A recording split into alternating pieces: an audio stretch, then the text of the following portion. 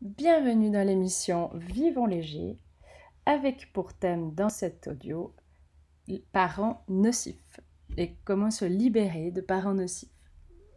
Vous allez très souvent entendre le terme de parents toxiques, mais je vais éviter ce terme de toxique qui est quand même assez fort et même si le thème est assez profond et pas évident, nocif ira très bien. Bien sûr que tous les parents ont des déficiences occasionnelles. Même moi, j'ai fait beaucoup d'erreurs avec mes propres enfants. Mais après, il faut quand même être capable de différencier qu'est-ce qu'un parent qui a fait quelques erreurs et les parents qui ont vraiment, vraiment exagéré et qui n'ont vraiment pas été des parents des plus aimants et des plus disponibles et qui ont généré en fait des blessures très profondes vis-à-vis de leurs enfants. C'est pour ça que je voulais employer ce thème, parce que c'est un thème que je connais tout à fait bien, ayant moi-même vécu avec des parents qu'on pourrait qualifier de nocifs. Donc c'est pourquoi également au cabinet, j'accueille beaucoup de personnes qui sont sur ce cheminement de libération, de reconstruction. Parfois, c'est vraiment une reconnexion à eux-mêmes, une renaissance à eux-mêmes. Parce que ce sont des blessures qui sont profondes et qui restent toute la vie finalement. Et on se rend compte que devenu adulte, il y a des comportements, il y a des émotions difficilement assimilées, il y a des tristesses, il y a des blocages. Donc c'est vraiment important finalement d'aller comprendre déjà ce thème de parents nocifs et puis de connaître aussi les étapes finalement pour se libérer de ces parents-là. Alors bien sûr qu'il y a beaucoup de parents qui ont des schémas très négatifs avec des comportements qui sont persistants. Parfois ils sont même carrément en train de dominer la totalité de la vie de leurs enfants. Donc c'est des parents bien sûr, vous allez comprendre, qui font du mal. Il y a un point commun vraiment chez tout le monde, c'est nocif, c'est ce mot nocif, ils sont d'une nocivité inimaginable et ça fait des dommages émotionnels qui apportent une grande souffrance. Donc des violences, ça peut être des violences, ça peut être des violences sexuelles ou physiques, hein, ça peut être bien sûr des mots durs, des coups, du chantage, des trahisons, enfin tellement de choses qui impactent profondément les enfants. Et c'est transgénérationnel, vraiment.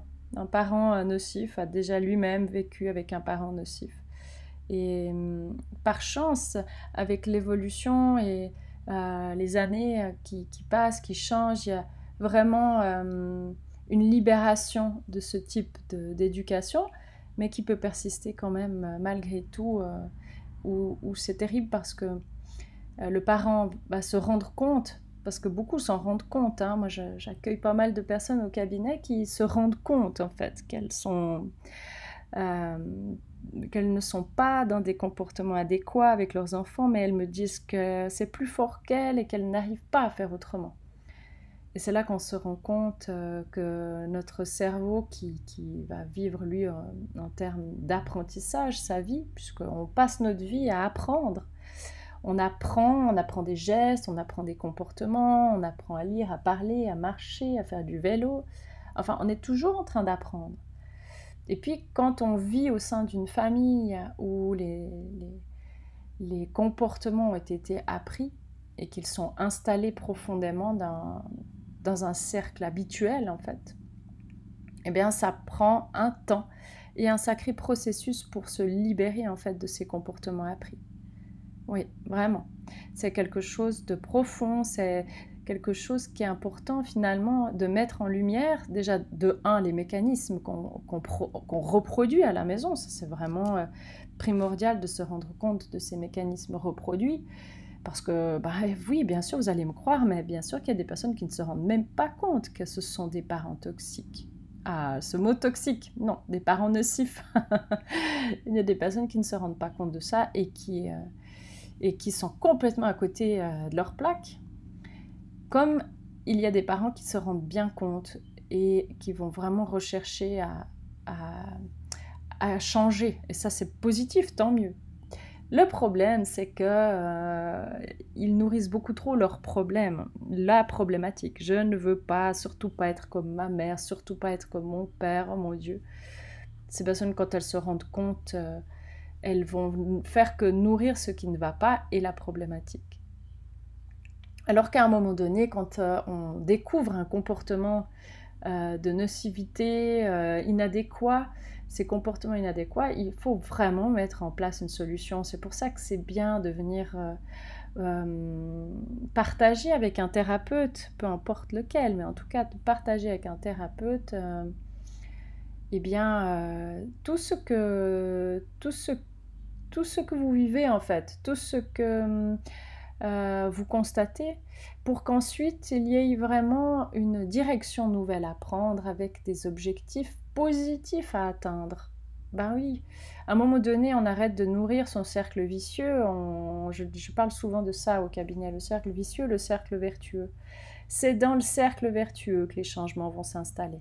C'est à force de se focaliser sur la volonté du changement, sur ce qui est important d'atteindre en termes de changement, sur ce que vous voulez vraiment atteindre, et ensuite on peut changer un comportement. Et même que là je parle des parents, mais c'est aussi pour les enfants qui ont été blessés, puis qui portent des blocages avec eux, et qui ont besoin de dépasser ces blocages. Ben voilà, au cabinet, moi c'est chaque fois comme cela que je procède. Je n'aime pas me rester focalisée sur les problèmes. Ok, c'est bien de les mettre en lumière de prime abord, mais ensuite c'est plus que nécessaire, c'est même fondamental d'installer un cercle vertueux, un objectif, des objectifs qui sont tournés vers le positif, hein, vraiment vers ce qui est la solution finalement. Donc ça c'était pour dire en termes de changement. Après, en termes d'enfants qui sont devenus adultes, qui ont été éduqués ou élevés par des parents nocifs, qui ont été battus, qui ont été souvent laissés seuls, qui ont été abusés, qui ont été considérés comme des idiots ou qui ont été surprotégés, il y en a ô combien, qui sont beaucoup trop protégés, où les parents font tout pour eux, c'est aussi une forme de nocivité, rassurez-vous, oui, c'est vrai, c'est aussi une forme de nocivité, de tout faire pour l'enfant. Ça sous-tend qu'il n'est pas capable en fait. Eh bien,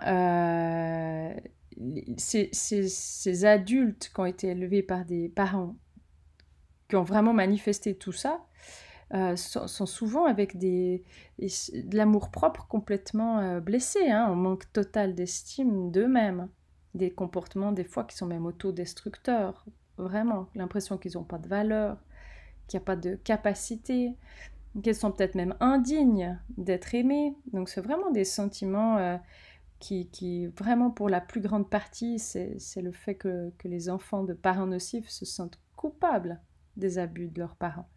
Parce que c'est impensable d'avoir des parents...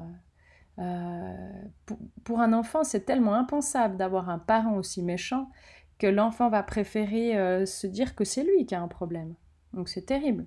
C'est terrible. Ce sont aussi parfois des adultes que j'entends dans des discours qui vont relativiser les faits, qui vont dire que c'était pas la faute, parce que c'était comme ci, parce que c'était comme ça, parce que elle n'y pouvait rien. Enfin, ce sont des personnes qui ont de la peine à valider les comportements des parents, non de bleu, et qui se sentent coupables d'avoir pas mérité ou d'avoir mérité une colère. Ils se sentent qu'enfant, ils faisaient quelque chose de mal, en fait, et que c'était mérité, qu'ils n'étaient pas dignes de confiance, ou j'en sais trop rien. Quoi, il y a tellement de choses qui se passent dans l'esprit. Et quand un enfant arrive, bien sûr, à l'âge adulte, cette culpabilité, elle va continuer. Donc, ça veut dire qu'ils sont vraiment comme ployés sous ce poids de la culpabilité. Et surtout de l'incompétence. Et puis ces difficultés d'élaborer une image positive en fait d'eux-mêmes. Donc le manque de confiance, la piètre estime de soi, c'est vraiment un résultat qui va contaminer finalement toutes les facettes de la vie. Et ça, c'est terrible, parce que ça impacte vraiment le côté personnel, le monde professionnel. Ce manque de valeur fait que souvent, ce sont des personnes qui vont qui vont se laisser marcher dessus ou qui vont accepter l'inacceptable pour une personne épanouie. Ils vont accepter un travail qui est pas gratifiant du tout, dans lequel ils se plaisent pas forcément, parce que ce sont des personnes qui ne sont pas de valeur, donc de toute façon, voilà, elles méritent leur sort. Donc finalement, même peut-être des conjoints, des conjointes qui les maltraitent et qui vont répéter le cycle infernal de ce qu'ils ont déjà vécu enfant. C'est ça qui est terrible quand on a eu des parents nocifs, c'est que l'apprentissage dans le monde, donc on parle du monde conscient en hypnose et du monde inconscient. Et puis dans l'inconscient, il vient se loger finalement beaucoup de détails, les moindres détails, les moindres souvenirs depuis le moment où le bébé était dans le ventre jusqu'à maintenant que vous êtes en train d'écouter cette audio dans mon émission. Eh bien, tout est logé dans l'inconscient. Bien sûr qu'on a des souvenirs conscients, ça c'est certain, mais on a aussi beaucoup de choses qui sont reléguées dans l'inconscient. Des odeurs, des couleurs, le temps qui... Imaginez, je donne un exemple. Un père autoritaire qui hausse très fort la voix et qui menace de frapper son enfant. L'inconscient va enregistrer le ton de voix, va enregistrer l'espace dans lequel il est. Est-ce que c'est dans la cuisine? Est-ce que c'est dans le salon? Va enregistrer l'atmosphère du lieu, les couleurs, les teintes, chaque bruit qui sont présents. En fait, tout est enregistré. C'est pour ça que parfois, il y a des malaises qui se réveillent ou des angoisses, peut-être 20 ans plus tard ou 25 ans plus tard, peu importe. Il y a des angoisses qui se réactivent quand le contexte ressemble étrangement à ce qui a déjà été vécu. Donc moi, j'ai travaillé avec des personnes qui étaient hyper mal avec les voix autoritaires, en fait. Où ils se faisaient tout petits et ils se sentaient complètement angoissés par ce type de voix qui finalement rappelait la voix de leur père. Donc je vous laisse imaginer quand l'enfance elle a été empreinte par ce type d'éducation, les traces que ça peut laisser, hein, c'est assez impressionnant.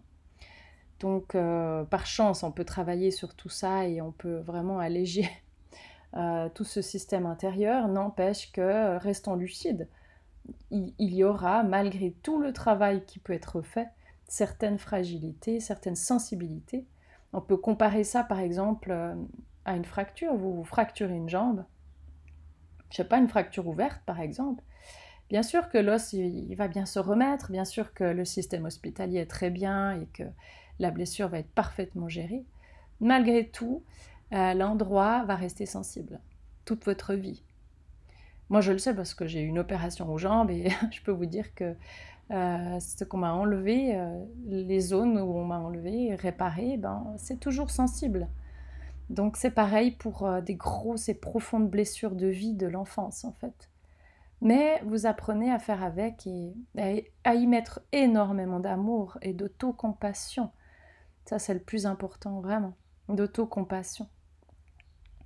Mais déjà, il faut savoir finalement qu'est-ce qui se passe, qu'est-ce qu'on retrouve dans les thématiques de la vie d'adulte quand on a vécu une enfance avec un parent profondément nocif, un ou deux parents, des fois ce sont les deux. Hein. Donc posez-vous certaines questions en fait. Il y a des questions comme ça qui peuvent vous mettre en lumière, ben oui effectivement. Donc est-ce qu'on se retrouve constamment impliqué avec des relations destructives, abusives? C'est ce que je vous disais, on va choisir un partenaire qui va correspondre à ce qu'on a vécu. Est-ce que vous avez le sentiment que si vous devenez trop intime avec quelqu'un trop proche, cette personne, elle va vous faire souffrir, elle va vous abandonner? Donc vous avez déjà des peurs par rapport à ça. Est-ce que vous vous attendez au pire en ce qui concerne les gens ou la vie en général? Est-ce que c'est vraiment cette question, est-ce que j'ai cette tendance à être méfiant en fait? à être plutôt solitaire ou à pas trop me lier aux gens parce que je me méfie en fait. Je préfère ne pas m'en prendre plein la figure, donc j'évite le contact. Est-ce que vous avez du mal à savoir qui vous êtes, ce que vous ressentez, ce que vous voulez? Hein, c'est vraiment ce que vous vivez au travers du regard des autres, en fait. C'est ça, la validation, toujours en train de demander une validation. Est-ce que c'est juste? Est-ce que c'est faux? Est-ce que c'est OK ou pas? Est-ce que c'est bien? Est-ce que c'est pas bien? Donc, toujours à rechercher cette validation. Quand on parle d'enfance abusive, eh bien, moi, je ne peux pas ne pas évoquer, bien sûr, le thème des 5 blessures de Lise Bourbeau, puisque les 5 blessures de l'être, elles vont être reflétées activement au travers de cette enfance. Hein. Mais ça, je vous le dirai après. Il y a d'autres questions qui peuvent peut-être vous faire le point sur vous-même. Donc, est-ce que vous avez peur que les gens arrêtent de vous aimer ou cessent de vous aimer s'ils vous découvrent vraiment, votre vraie personnalité? C'est-à-dire, vous vous empêchez d'être vous-même parce que vous avez peur d'être jugé. Donc, vous vous donnez un rôle, comme certains, même moi par exemple. Hein, je me souviens de rôles que je jouais, l'optimiste permanente. Voilà, tout va bien, jamais montrer en fait qu'au fond il n'y a pas toujours des moments où ça va très bien. Et vraiment, il y a certaines personnes qui vont porter des masques. Hein. Donc, si vous vous retrouvez là-dedans avec ouais, une peur d'être jugé, une peur d'oser être vous, votre véritable vous, et même quand vous réussissez, est-ce que des fois vous vous sentez angoissé?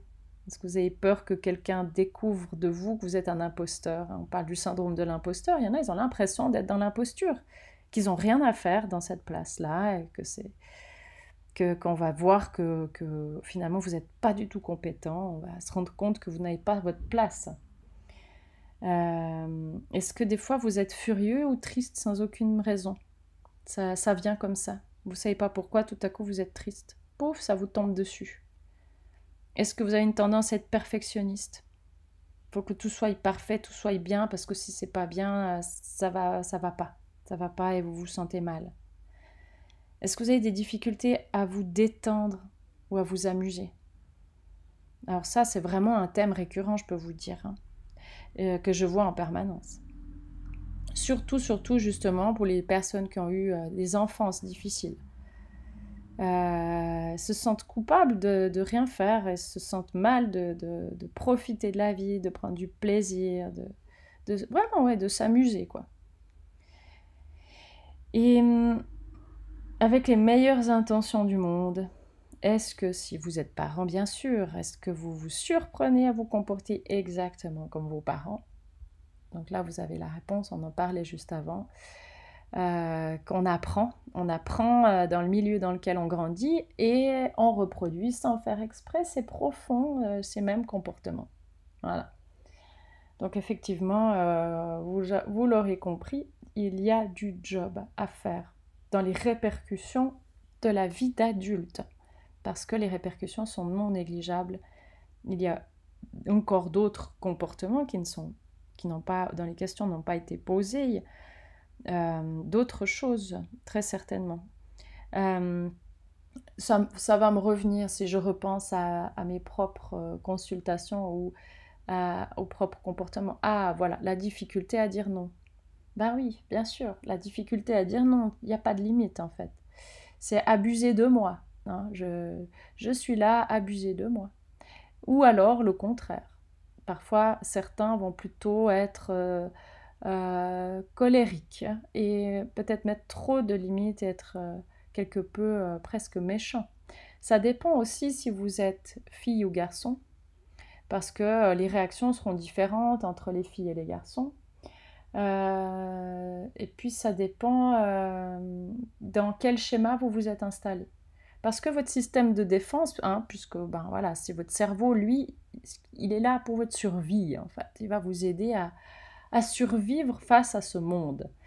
Et survivre face à ce monde dans votre système nerveux, ça n'a pas tellement changé par rapport à la période du paléolithique, hein, je vais vous dire, c'est toujours pareil. Même s'il y a eu un développement du néocortex, du système limbique, donc votre cerveau, vraiment, il a beaucoup évolué. Il y a de l'archaïque en vous, le cerveau reptilien, il y a des parties qui n'ont pas bougé depuis des milliers d'années. Donc, le système de défense réactionnel, il peut être différent chez chacun selon son tempérament, selon ses apprentissages. Mais ce que je peux constater, c'est que système de défense, de toute façon, il y a. Ça, c'est clair. Et le système de défense, il dit, moi, j'ai vécu ça, maintenant plus jamais, quoi. C'est bon, je ne vais plus me refaire avoir. Le cerveau, lui, il va créer quelque chose qui vous protège, hein, un système de protection. Ce qui est normal, hein. Comme ça, c'est pour éviter de ressouffrir. Sauf que ce système de protection, il vous permet de survivre dans certaines périodes, mais devenu adulte, en fait, il vous empêche d'être auprès de vous, en fait, d'être connecté à votre vrai moi, à votre vrai être. Il vous empêche d'être épanoui, parce qu'il y a une vigilance constante qui s'est installée à l'intérieur de vous. Et ça, c'est pénible au bout d'un moment, c'est fatigant, ce système de défense. Oui, je me rappelle encore dernièrement d'un magnifique et gentil jeune homme qui était venu pour cette problématique-là, qui avait mis un système de défense assez important parce que lui avait vécu plutôt l'humiliation, les moqueries, la trahison, enfin... C'était vraiment terrible ce qu'il avait vécu étant jeune, et son système de défense, c'était plus jamais je vivrai ça. Donc il s'était construit une sacrée carapace, une sacrée armure. Donc il se coupait en fait de la beauté de ses émotions et de sa sensibilité, et il se sentait mal, paradoxalement, en coupant tout ça. En fait, il se sentait mal parce qu'il n'était pas en accord avec son vrai moi. Et il y a un moment donné où quand vous êtes complètement désaccordé entre qui vous êtes vraiment et ce que vous montrez aux autres, eh bien, à l'intérieur, c'est un tsunami, c'est une confrontation permanente et vous vous sentez mal. Et puis ça, je peux vous dire que c'est pas très agréable. Ce qui est important, c'est de retrouver son vrai être, qui l'on est vraiment et qui on a finalement envie d'être. Les questions par rapport aux parents, donc je fais souvent des parenthèses, excusez-moi chers auditeurs, j'en ai encore d'autres par rapport aux parents nocifs. Donc est-ce que vos parents vous manipulaient avec de l'argent? Est-ce que vous vous sentiez responsable de la façon dont les parents se sentaient? Par exemple, si votre maman était super pas bien, est-ce que vous vous sentiez responsable de son mal-être et puis vous essayiez d'endosser le rôle du parent infirmier? Ça, c'est aussi possible. Et puis, est-ce que vous pensiez-vous à cette époque que quoi que vous fassiez, ça n'était jamais assez bien pour vos parents, hein? Parce qu'ils étaient sans arrêt dans la critique et rarement dans le compliment et dans la félicitation. Et bien sûr que ça crée des blessures de c'est jamais assez bien. Alors imaginez quand vous êtes un adulte avec la croyance que c'est jamais assez bien. Vous en faites toujours plus. Ça, ce sont les personnes souvent sujettes au burn-out, aux épuisements professionnels, aux surcharges, parce qu'elles vont toujours faire plus et toujours mieux. Et elles sont régies, donc elles ont beau être adultes, elles sont régies par une espèce de, pas de loyauté, mais d'injonction familiale encore présente. Vous voyez comme ça vous impacte en tant qu'adulte. Ensuite, est-ce que vous avez cette croyance qu'un jour, d'une façon ou d'une autre, vos parents vont s'améliorer? Il ne faut pas se leurrer, hein, il faut rester lucide. L'espoir fait vivre, hein, c'est ce qu'on dit, hein, mais à un moment donné, quand il n'y a que de l'espoir et qu'il n'y a pas de résultat, sans bien-être, l'amour de soi, ça me nuise aussi. Non, il ne faut surtout pas imaginer que les parents vont changer. À moins que par un heureux miracle, ils décident d'entreprendre un immense cheminement de développement personnel. Si ça n'est pas le cas, vos parents ne changeront pas, parce que leur enfant intérieur blessé restera un enfant intérieur blessé. Alors, ça peut arriver que parfois il y ait certaines améliorations, mais franchement, c'est rare.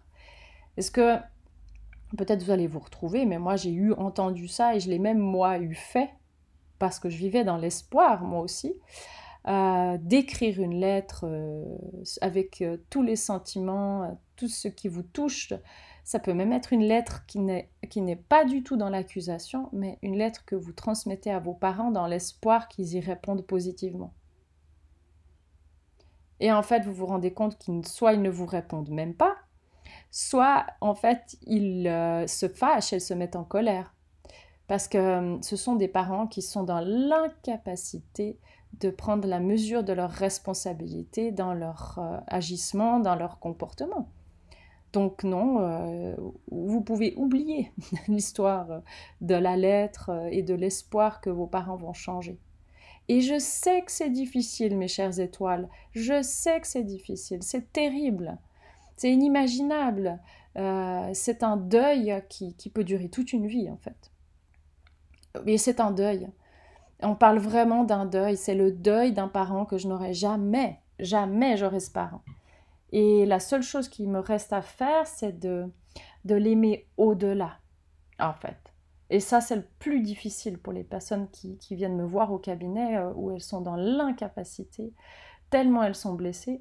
En tout cas, dans le moment, je pense que c'est un cheminement qui va durer peut-être des années, d'être capable d'aimer peut-être même juste l'âme, en fait, de vos parents. Non pas eux et leur comportement, vous devez apprendre à différencier leurs propres blessures, leurs propres apprentissages de vie au travers que eux ont aussi eu des parents nocifs, que eux ont un enfant intérieur profondément blessé et qui n'ont jamais réussi à dépasser leurs blessures et qu'ils sont incapables d'incarner le parent que vous rêvez. Ils ne sont pas capables de l'incarner. Ce que vous devez apprendre à faire, c'est aimer vos parents au-delà, de cœur à cœur ou d'âme à âme. Et qui sait, peut-être qu'eux-mêmes se sont investis un rôle comme tel, peut-être qu'en tant qu'âme. Et là, je pars sur un thème glissant dans le sens qu'il n'y a pas tout le monde qui y croit. Et c'est pour ça que j'émets une hypothèse, un peut-être. Mais c'est ce que parfois je dis à mes consultants pour les rassurer, leur dire, mais vous savez, peut-être qu'en tant qu'âme, on a choisi, selon notre karma, on a choisi la famille dans laquelle on voulait s'incarner pour vivre certaines choses, pour guérir certaines choses, pour libérer un vieux karma, on n'en sait rien. Vous savez, le plan de l'univers, je pense qu'il a bien des mystères pour lesquels nous ne sommes pas du tout conscients. C'est pour ça que j'aimais un peut-être. Donc, il faut rester courageux sur son chemin de libération, il faut rester confiant et il faut absolument se reconnecter à l'amour vrai. Pas l'amour qui attend quelque chose, pas l'amour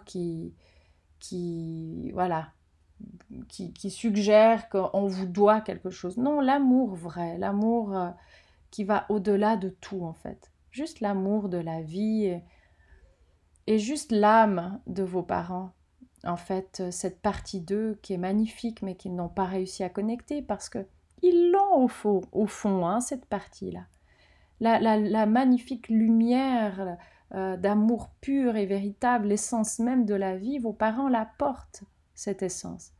Mais malheureusement, c'est resté fermé, leur cœur s'est fermé par trop de blessures. Alors c'est à vous d'ouvrir votre cœur et d'apprendre à vous aimer et à pardonner les gestes, oui je sais, les plus impardonnables, je sais bien que c'est difficile, mais en tout cas, vous n'êtes pas obligé de continuer un processus de relation avec vos parents, on est d'accord. Personne ne vous demande d'être non plus complètement dans le pays des bisounours. On peut être dans l'amour pur et véritable avec un cœur ouvert et puis savoir aussi être ferme et poser des limites. Ça, c'est important. Et se respecter. Parce que j'en connais qui continuent de s'occuper de leurs parents comme s'ils se mettaient une obligation. C'est une fausse obligation, personne ne leur a rien demandé, mais ils se sont empêtrés dans un rôle qu'ils n'arrivent plus à se libérer et continuent de voir des parents qui ont été tellement nocifs avec eux étant enfants, mais ils s'en occupent et ils sont là. Et à quelque part, désolé de le dire, mais ils se gâchent la vie parce qu'on voit qu'ils n'en ont pas du tout envie, que c'est pénible pour eux, mais ils se forcent à le faire. Mais vous l'aurez compris en tout cas, que c'est nécessaire de vous libérer de leur influence à ces parents-là. Il faut vous libérer. Vous n'avez pas à vous sentir obligé de les fréquenter, de les appeler ou de les voir. Chacun est responsable de son bonheur et si vos parents ne sont pas capables de dépasser leurs blessures, vraiment de changer ou de partir en quête de développement personnel, s'ils n'arrivent pas à le faire, vous n'avez pas à subir leur nocivité. Vous êtes responsable de décisions positives que vous pouvez prendre maintenant pour surmonter toutes ces expériences du passé, mais aussi celles du présent, si vous continuez à voir vos parents. Parce que j'en connais certains qui, bien sûr, se sont libérés de leur emprise et vivent leur propre vie de leur côté et ne donnent pas forcément de nouvelles. Peut-être même des fois, ça fait des années qu'ils sont sans nouvelles. Et même s'il y a une part qui ne se sent pas forcément à l'aise avec ça, ils se sentent mieux sans le contact. Et là, il faut vraiment déculpabiliser parce qu'il n'y a rien de mal en fait à ça. C'est pas parce que ce sont des parents que vous avez une obligation à être présent dans leur vie. C'est à eux d'être présents dans vos vies et de faire en sorte que ça fonctionne bien. Ça n'est pas à vous de le faire. Donc c'est vraiment, vous n'êtes pas dans le rôle des parents, à moins que vous ayez des enfants bien sûr, mais ce que je veux dire c'est que il n'y a pas d'inversion des rôles. Les parents sont les parents, les enfants sont les enfants, et ça n'est pas aux enfants de jouer le rôle de parents. On est d'accord. J'essaye de vous faire déculpabiliser si vous vous retrouvez dans cette dynamique-là.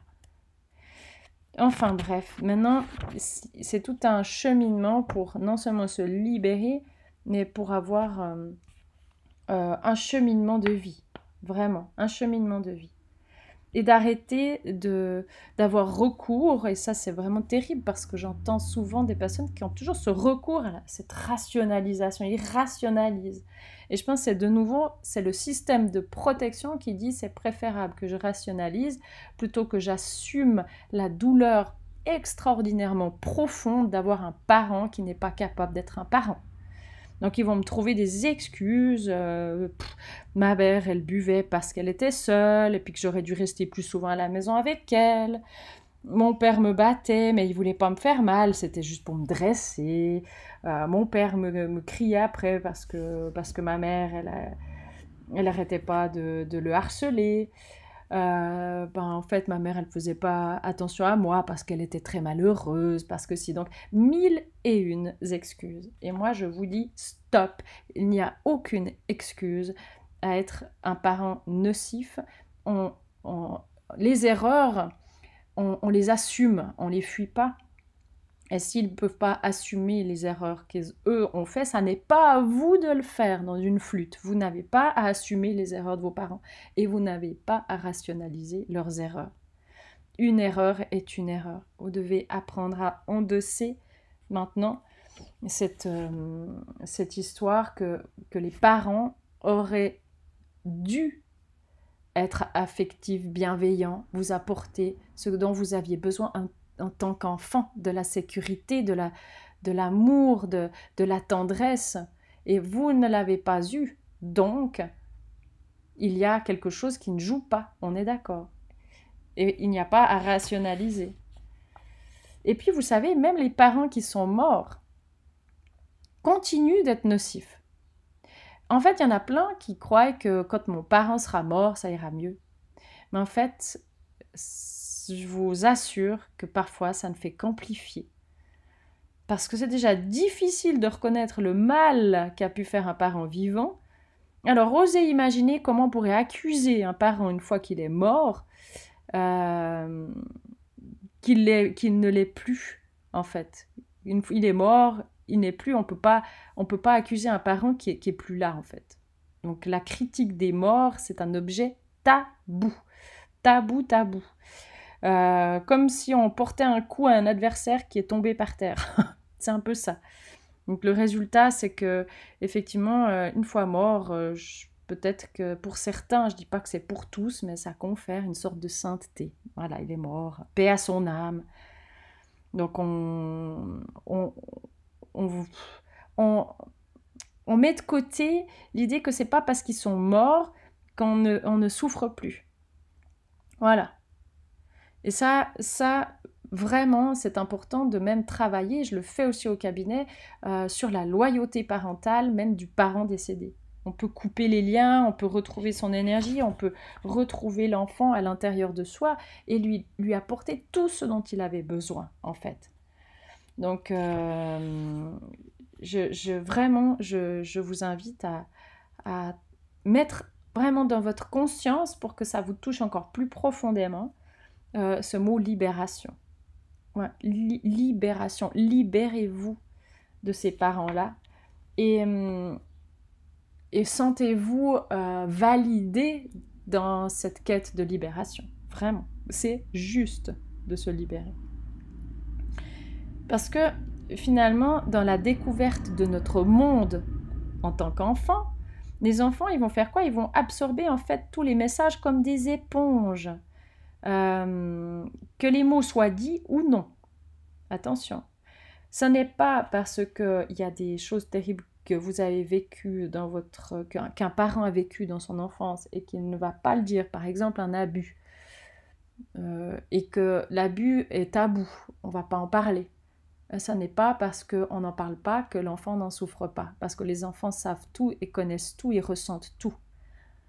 On parle d'inconscient dans notre cerveau, hein.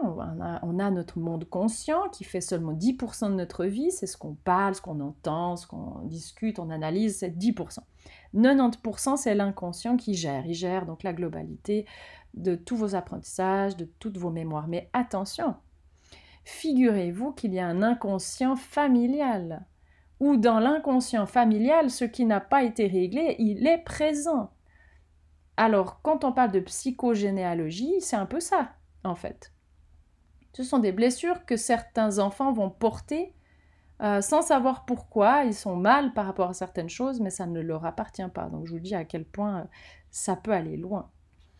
Donc, les enfants écoutent leurs parents. Ils observent, ils imitent, bien sûr qu'ils imitent. Et tout ce qu'ils apprennent à la maison à propos d'eux, à propos des autres, ça devient comme une vérité. Et ça s'ancre profondément dans leur esprit. Bien sûr que tout commence dans l'enfance, les premières croyances, les injonctions familiales, les modèles parentaux. Eux, ils vont vraiment former l'identité d'un enfant, ou surtout au moment de l'identité, qu'elle soit masculine ou féminine.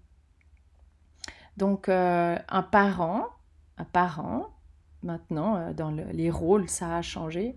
Les parents actuels ont les mêmes devoirs que vos parents jadis, d'avant, là, les parents d'avant. Ça veut dire pourvoir aux besoins matériels, ils doivent protéger de tout dommage qu'on dit physique, mais ils doivent répondre aux besoins de leurs enfants en matière d'amour et d'attention.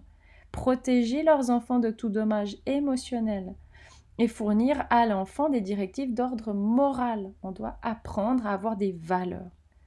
Et puis ça, c'est une longue liste avec des 5 responsabilités. Il y a une liste qui est bien plus longue. Là, on parle de 5 responsabilités qui sont la base, en fait, d'une éducation compétente. Donc oui, l'éducation, ça tombe pas du ciel, hein. Éduquer de manière juste, ça s'apprend aussi. Donc, intéressez-vous, si vous êtes parent, à des bouquins, à des livres sur la parentalité positive, sur comment je peux répondre et aider mes enfants, comment je peux faire. Et c'est important de se développer, d'être dans l'apprentissage. Ça tombe pas du ciel, être parent. Ça ne s'apprend pas, c'est pas inné. Enfin, je veux dire, ça s'apprend et ça n'est pas inné. C'est ça ce que je voulais dire. Ok. Donc, je vais pas aller trop loin dans le thème parce qu'il est tellement long et il serait tellement de choses à mettre en lumière. Ce que je peux rassembler juste là comme une récapitulation en fait de tout ça, et qu'est-ce que je peux en faire de tout ça? Eh bien, repérer en fait quels sont vos schémas limitants, vos comportements limitants en termes de confiance en vous, en termes d'estime de vous, en termes d'épanouissement personnel. Enfin, à quel degré vous en êtes dans votre épanouissement personnel.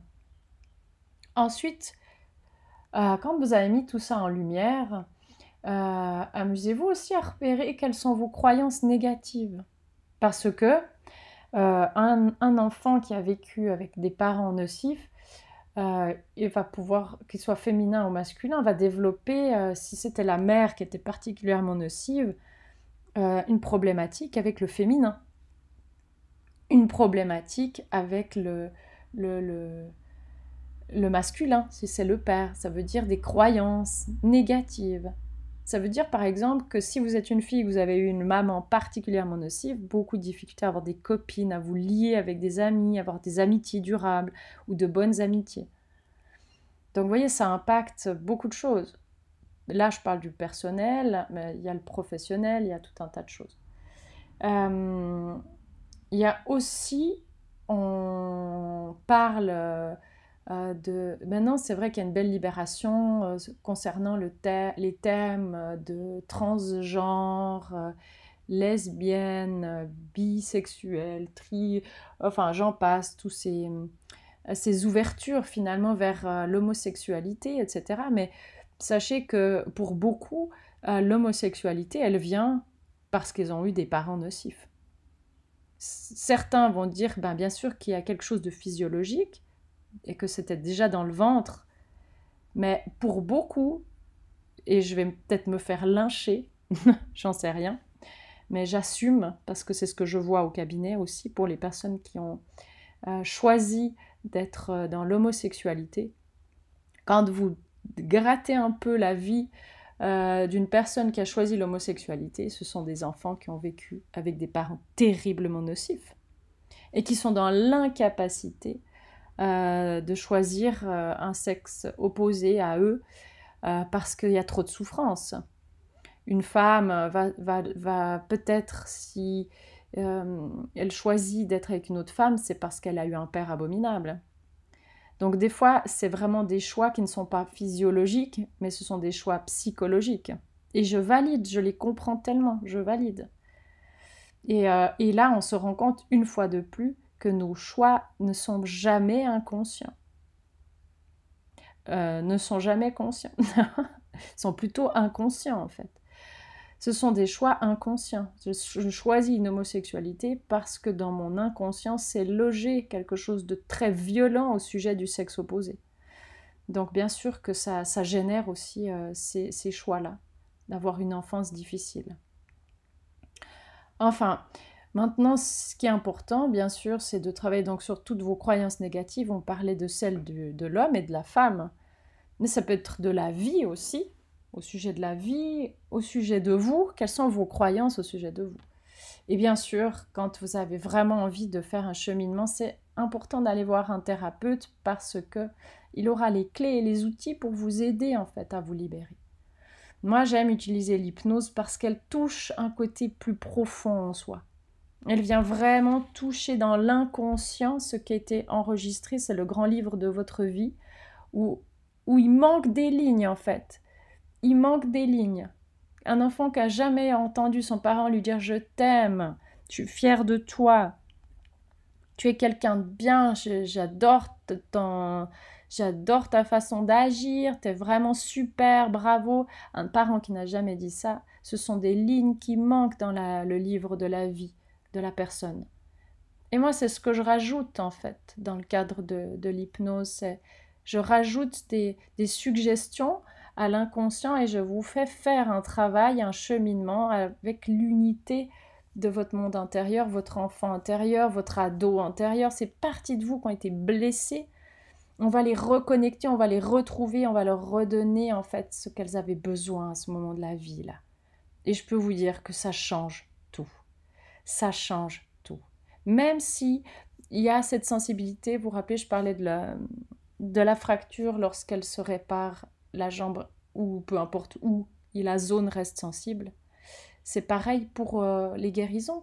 Mais ça change tout de s'aimer vraiment et de s'autoriser à être libre d'être, libre d'oser être, authentique, quelqu'un de bien, de valeur, qui a de l'importance et qui choisit finalement une vie qui créent ou qui co-créent, puisqu'on est des co-créateurs, une vie beaucoup plus épanouie, beaucoup plus légère, et qui ne se laisse plus mener par le bout du nez, par l'inconscient et par l'enfant blessé. Vous devenez en fait des adultes posés, responsables, hein, des adultes libres. Et ça, c'est le plus beau cadeau que vous pouvez vous faire. Voilà. Je vous remercie pour votre écoute. Et si vous avez des questions, bien sûr, n'hésitez pas à m'écrire. Voilà. Merci. Et belle suite à vous. Bon cheminement.